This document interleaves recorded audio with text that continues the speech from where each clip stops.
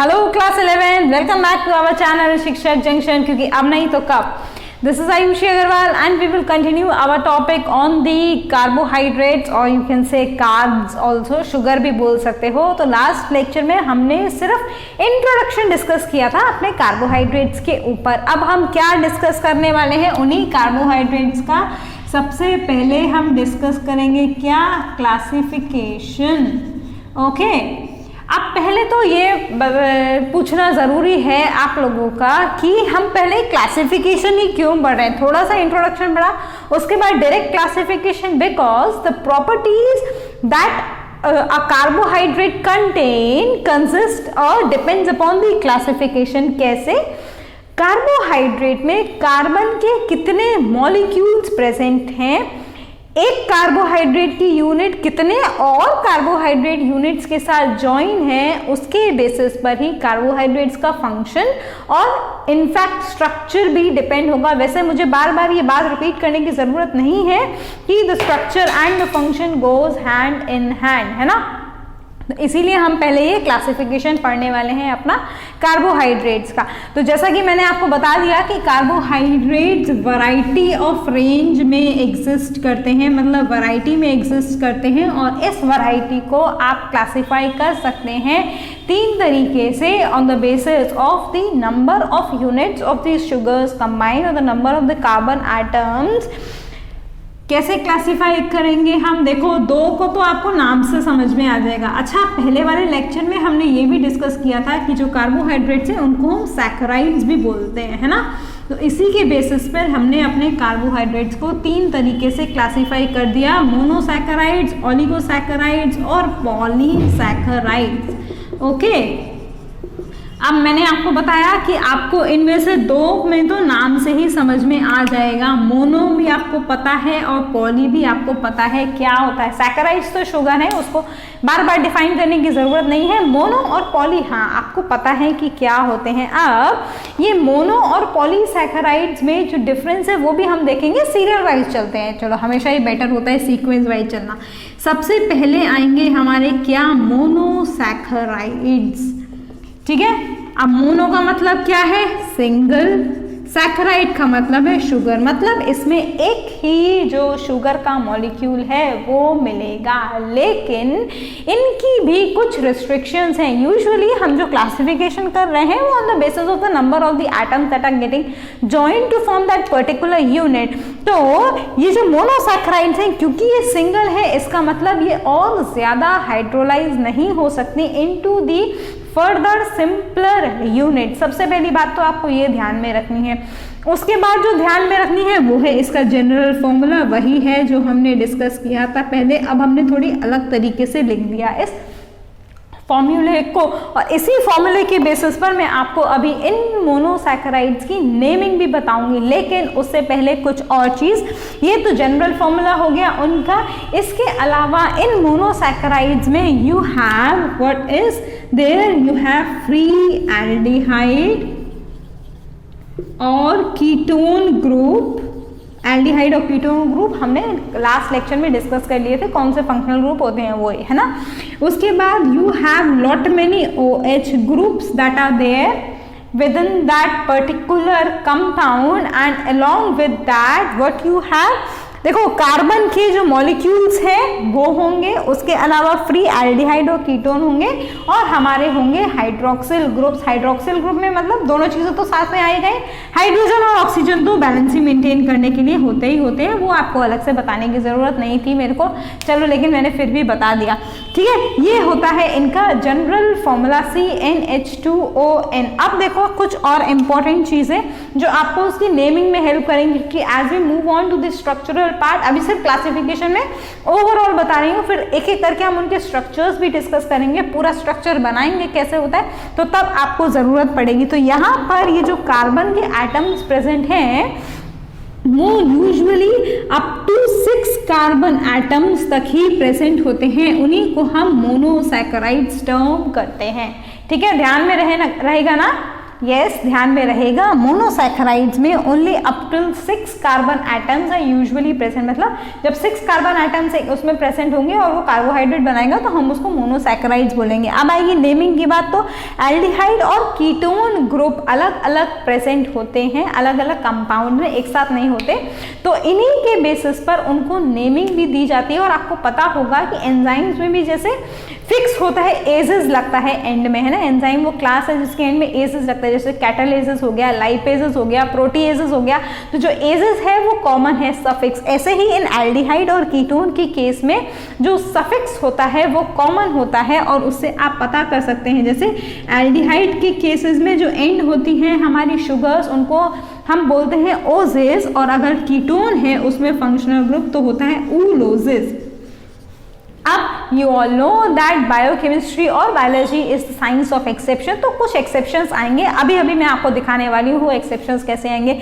यहाँ तक I think आपको क्लियर हो गया होगा, बिल्कुल अगर क्लियर नहीं हुआ तो यू हैव दोज मेथोडोलॉजीज तो थोड़ा बड़ा हो गया, you have the various routes to ask your doubts, so you can do that. अब देखो जरा कैसे होंगे। अच्छा, उससे पहले एक और छोटा सा पॉइंट जो आपको ध्यान में रखना है, जितने भी हमारे लिविंग ऑर्गेनिज्म में, स्पेशली ह्यूमंस के केस में, जो शुगर्स का ओरिएंटेशन होता है वो होता है डी फॉर्म में, यहाँ पे ही लिख देती हूँ, ठीक है। दो ओरिएंटेशंस आपने पढ़े होंगे अपने केमिस्ट्री में छोटे क्लासेस में, डी और एल फॉर्म। तो हमारी बॉडी के अंदर यूजुअली जो शुगर्स होती हैं वो डेक्स्ट्रो टाइप में होती हैं या डेक्स्ट्रो फॉर्म में होती है। आप देखो जरा इसमें क्या देखना है आपको, इसकी नेमिंग, ये फॉर्मूला याद होगा इसीलिए मैंने मिटा दिया, CnH2ON। अब देखो जरा कैसे होगा, चलो ये भी रवि कर देती हूँ so that it becomes easy for you to get into what it is, ठीक है। हम सिर्फ मोनोसैकेराइड्स के बारे में डिस्कस कर रहे हैं, वही लिखा रहने देती हूँ, बाकी सब कुछ आपके दिमाग में, ठीक। अब देखो जरा, नेम है जैसे ट्रायोसिस, ट्राई का मतलब कितने कार्बन एटम, 3। जनरल फॉर्मूला चलो लिख देती हूँ फिर से, देखो मैं अपनी आदत से बहुत मजबूर हूँ, हालांकि मैं आपको बोलती हूँ कि आपको याद हो जाना चाहिए, बट फिर भी मैं लिख देती हूँ, है ना। CnH2ON, जब 3 कार्बन है तो क्या बनेगा ये, C3H6O3। अगर ये ट्रायोसिस में यहाँ पर, मतलब ये तो जनरल फॉर्मूला हो गया, जनरल फॉर्मूले का अगर एल्डिहाइड ग्रुप प्रेजेंट होगा तो हम उसको क्या नाम देते हैं, we name it as the glycerose. और अगर यही कीटोन फॉर्म में होगा, मतलब अगर जो फंक्शनल ग्रुप है वो कीटोन है, एल्डिहाइड नहीं है, तब आप उसको बोलोगे DHA, डाईहाइड्रोक्सी एसीटोन। अब यहाँ पर मैंने शॉर्ट फॉर्म इसलिए लिखी because I am compelling you to watch the full video, otherwise you will skip out what I have discussed, okay. So this is the general formula, ये है हमारा aldehyde अगर फंक्शनल ग्रुप हमारा aldehyde है तब, और ये है अगर फंक्शनल ग्रुप हमारा कीटोन है तब, ठीक है। चलो जल्दी से ये वाला सोचो, अब क्या होना चाहिए, टेट्रोसिस।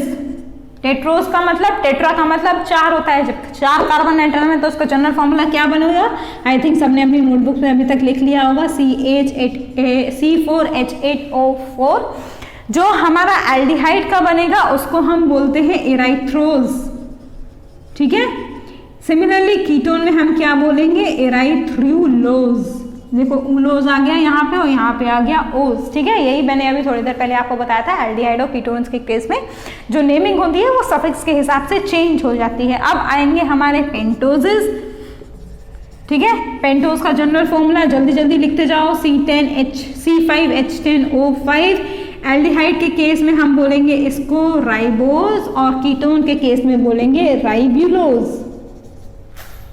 6 कार्बन एटम हेक्सोसिस, हेक्सोस का तो पता ही होगा, C6H12O6। फोटोसिंथेसिस के केस में आप ग्लूकोज को इसी फॉर्मूले से रिप्रेजेंट करते आ रहे हैं फ्रॉम योर 6th स्टैंडर्ड, तो इसीलिए इसका नाम एल्डिहाइड के केस में है तो क्या है, ग्लूकोज है। और हमारा जो कीटोन होता है उसके केस में इसको हम बोलते हैं फ्रक्टोज। ये एक एक्सेप्शन है, आपको ध्यान रखना पड़ेगा। ओज इसमें भी आ रहा है, इसमें भी आ रहा है, लेकिन नेमिंग चेंज है। तो हाँ, ये 6 कार्बन एटम वैसे भी ध्यान रह जाता है, ग्लूकोज और फ्रक्टोज, ज्यादा कुछ मेहनत नहीं करनी पड़ती। ऊलोज, ओज, ऊलोज, यहाँ पे ओज है, यहाँ पे डाई हाइड्रोक्सी एसीटोन, क्योंकि वो उसी का डेरिवेटिव है, इसीलिए हमने उसको इस तरीके से नाम दे दिया। तो ये है कुछ हमारे मोनोसैकेराइड्स। मैंने आपको बोला था 6 कार्बन एटम्स तक प्रेजेंट होते हैं, वही यहाँ तक प्रेजेंट है। तो इसके साथ ही मोनोसैकेराइड्स का जो जनरल डिस्कशन है वो फिनिश हुआ। अब हम बढ़ेंगे अपने किसकी तरफ, डाइसैकेराइड्स की तरफ, ठीक है। अब देखो फिर से जरा नाम की ओर ध्यान देना, मैं बोल रही हूं it is disaccharide. Di means yes it is 2, तो इसका मतलब अच्छा मोनो भी रब करना पड़ेगा तभी तो आएगा। अच्छा डाई नहीं, ऑलिगो लिखेंगे, ओहो ठीक है। ये है ऑलिगोसैकेराइड, इसीलिए मैं सोच रही थी कि कैसे डाई कैसे हो गया, ऑलिगोसैकेराइड्स आना है। ऑलिगोसैकेराइड्स कौन से कंपाउंड्स हैं? अब देखो मोनोसैकेराइड्स वो थे जो वो शुगर्स थे जो वापस से हाइड्रोलाइज नहीं हो सकते अपने सिंपलर फॉर्म में। ऑलिगोसैकेराइड्स वो कंपाउंड्स हैं जिसमें 2 से लेकर मतलब 2 से लेकर 10 यूनिट्स तक हमारे मोनोसैकेराइड्स कंबाइन होते हैं। मोनोसैकेराइड्स में 6 कार्बन एटम्स तक प्रेजेंट थे, ऑलिगोसैकेराइड्स में 2 to 10 units of monosaccharides are combined in order to get what? In order to obtain the oligosaccharides, ठीक है। और जो कंबाइनिंग होती है 2 कार्ब्स की या 2 यूनिट्स की, वो कौन सी लिंकेज से होती है? That happens through the glycosidic linkage.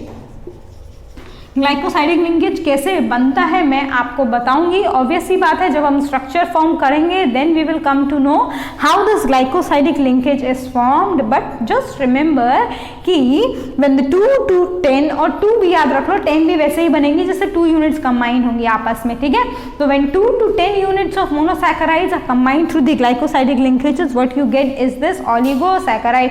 और इस ऑलिगोसैकेराइड का एग्जाम्पल वही है जो मैं अभी आपको बता रही थी, इट इज द डाइसैकेराइड, ठीक है। डाई का मतलब है 2 units of monosaccharides are getting combined, then it is known as disaccharide. Example इसके बहुत सारे हो सकते हैं, जैसे हैं हमारे सुक्रोज, लैक्टोज, ये लैक्टोज वही है जो हमारे मिल्क में प्रेजेंट होता है, शुगर, ठीक है। इसके अलावा जैसे अभी हम लिखेंगे ट्राइसैकेराइड, इसका मतलब इसमें 3 मोनोसैकेराइड्स की यूनिट्स ज्वाइन हैं आपस में। एग्जाम्पल है इसका रैबिनोज, ये इतना कॉमन नहीं है, डाइसैकेराइड्स ही मोस्टली पढ़ने में आते हैं और उसी की प्रॉपर्टीज आप बेसिकली स्टडी करेंगे मेरे साथ में जब हम आगे डिस्कस करेंगे तो, ठीक है। टेट्रासैकेराइड्स, टेट्रा में 4 होता है, अलग से बताने की जरूरत नहीं है। ट्राई, डाई, टेट्रा, पेंटा, हेक्सा, हेप्टा, ये सारे याद होने चाहिए आपको। और ये भी पता होने चाहिए कि अगर ये प्रीफिक्स में लग रहे हैं तो उसके बेसिस पर कितने नंबर ऑफ एटम्स ज्वाइन है। अब अगर कार्बन एटम्स है तो उसके हिसाब से लगेगा, लेकिन हाँ ये फिक्स रहता है, डाई में 2 ही होते हैं, ट्राई में 3 ही होते हैं। इसका एग्जाम्पल है स्टैकियोज, ये दोनों इतने कॉमन नहीं है, ये सुक्रोज है, लैक्टोज है, ये जो डाइसैकेराइड्स है हमारे वो ज्यादा कॉमन होते हैं, ठीक है। अब इसी तरीके से हमारे क्या चलेंगे, पॉलीसैकेराइड्स चलेंगे। और उन पॉलीसैकेराइड्स के बारे में ज्यादा एक्सप्लेन नहीं करूंगी मैं, क्योंकि पॉलीसैकेराइड्स को हमने जब अपना सेल वॉल वाला लेक्चर डिस्कस किया था तब हमने देखा था कि पॉलीसैकेराइड्स बहुत इंपॉर्टेंट है सेल की स्ट्रक्चरल फ्रेमवर्क को बनाने के लिए। इसीलिए मैंने आपको बोला कि मैं पॉलीसैकेराइड्स को ज्यादा डिटेल में डिस्कस नहीं करूंगी, बस एक बेस बताऊंगी आपको कि पॉलीसैकेराइड्स एक्चुअली में क्या होते हैं। Poly means you know many and saccharide means the sugar unit. But उस मेनी की डेफिनेशन जो है या उस मेनी का जो नंबर है वो कहाँ से कहाँ तक वैरी करेगा। ऑलिगोसैकेराइड्स में 2 to 10 यूनिट्स कंबाइन हो रहे हैं, पॉलीगोसैकेराइड्स में greater than equal to 10 units. Equal to नहीं भी लगाओ तो भी चलेगा क्योंकि हमने उसको ऑलिगोसैकेराइड्स में भी डाल दिया, but yes greater than 10 units of monosaccharides if are getting combined then it lead to the formation of this polysaccharide. Example बहुत सारे हैं, जैसे है हमारा सेल्यूलोज, काइटिन, लिग्निन, बहुत सारे हैं। हमने प्लांट्स और एनिमल्स के केस में बहुत सारे ऐसे एग्जाम्पल्स पढ़े हैं जो इसमें आते हैं। हाँ, एक जो बात आपको पॉलीसैकेराइड्स में ध्यान रखनी है वो ये है कि पॉलीसैकेराइड्स का भी फर्दर क्लासिफिकेशन होता है किसके बेसिस पे, कार्बन एटम्स की ब्रांचिंग के बेसिस पे। मतलब जब कार्बन की यूनिट्स, हमारी मोनोसैकेराइड्स की यूनिट्स जब ज्वाइन करती हैं पॉलीसैकेराइड्स को फॉर्म करने के लिए, तो पॉसिबिलिटी है कि वो यूनिट्स में ब्रांचिंग हो जाए।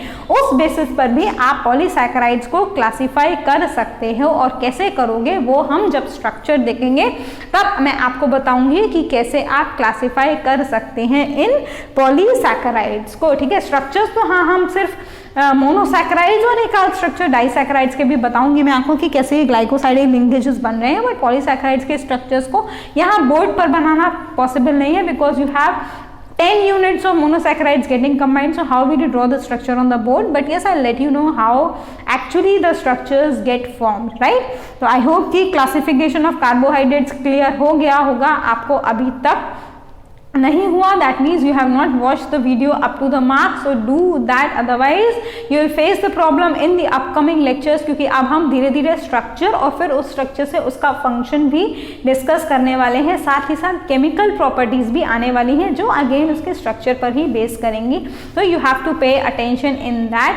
कुछ और इंटरेस्टिंग बात जो है कार्बोहाइड्रेट्स की वो मैं नेक्स्ट लेक्चर में ही डिस्कस करूंगी, क्योंकि अभी एक साथ इतना सारा कुछ बता दिया तो शायद आपको कंफ्यूजन हो, तो do refer your reference books whichever you are having, and yes, if you have any doubts, I am here at SJ to answer your queries. Do ask your queries at time so that you may not carry them in the future, right? We will meet in our next lecture. Till then, take care, have a good day, bye bye, thank you.